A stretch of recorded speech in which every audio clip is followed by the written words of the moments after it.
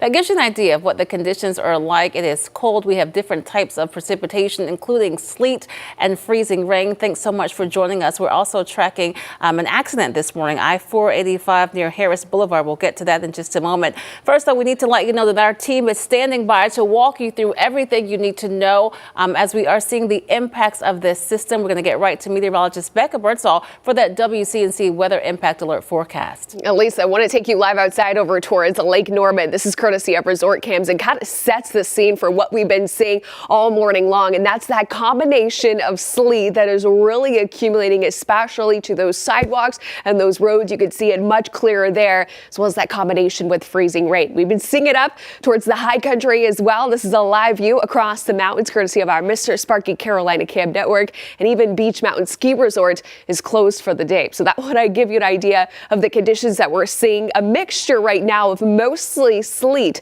That's up in the purple, but the pink is freezing rain. So as we continue to get a warmer nose that develops, or basically an inversion of warmer air above freezing, we'll likely see more of that transition to freezing rain as we go later in on the day. So we are not done yet. We've got a long day ahead and likely a heavier band of freezing rain coming later on this evening.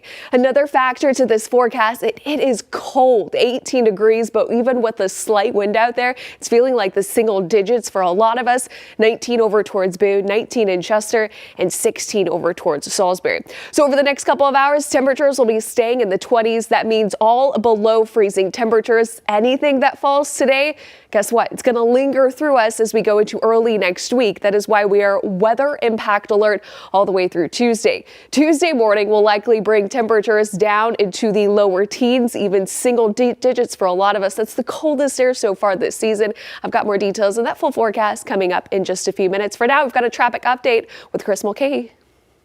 Thanks a lot, Becca. So right now it doesn't look to be the biggest deal as far as how many lanes are blocked, but we are seeing our first accident of the morning. And the only reason why I'm laughing here is because literally the visibilities have gone down exponentially over the last 5 minutes. So let's try to bring this full. So I try to give this justice. What you're looking at right now is some flashing lights off in the distance. This is 485. This is right near Harris Boulevard. So this is going to bring you around the North Lake Boulevard area. By the way, the northwestern side of 485 has been a nightmare regardless when it looks like this, but we're dealing with whiteout conditions. This is whiteout sleet. So see, you can see it a little bit better here, but this is 485. This is really tough, and it's not just around here. So you go about a half mile up, click through some of our cameras. Check out those road conditions. I've been seeing people at a snail's pace. They've been trying to treat the roads really well, but it's more still of a slushy mess. However, you check your brakes, you do something wrong, it's not going to be the ideal situation. So really across the board, looking at some of the other cameras, that one's old. Oh, check this out.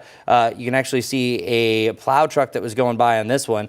Every single surface of the roads is covered. And the reason why we had this set up, it was almost a flash freeze when the sleet was falling to it, because we initially had some freezing rain, and the freezing rain was just enough to overcome some of that brine. I got into work officially around 7 o'clock yesterday because I ended up sleeping here. And when I went to sleep, it was close to about 8:39.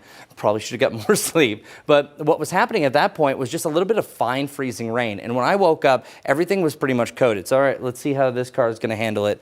All right, doing just fine, but that's very slow. Because by the way, if you were looking at the typical traffic that we'd have at this point, that person would have went from point B, where you see that overpass, to pretty much point C, where you see that weather alert logo in a couple of seconds. So people are slowing down, which is great news. But back to the accident at hand that we're seeing some of the worst conditions. It's really tough to see yonder, but it looks like we have a jackknife semi. It looks like only one block lane so far. So I'm going to use this as an example. Semis, especially in these situations, say if somebody cuts up, pulls out in front of them, something like this can happen. And I don't have any bad news to saying hey, this is a fatal accident or anything like that. It does look to be a lower end. Now, of course, they have to treat it seriously, but this is only the beginning. If people continue to test some of these roads, the road conditions are truly awful. Now, if you drive very slow and you're very mindful, it's just fine. But there's a chance that we're going to be dealing with some of that freezing rain on top of this. So it's not just weather. We're going to be doing weather and traffic as we start to see, but overall, people have really slowed down so far. So whiteout conditions, active sleet, and soon this is going to change over to freezing rain. And my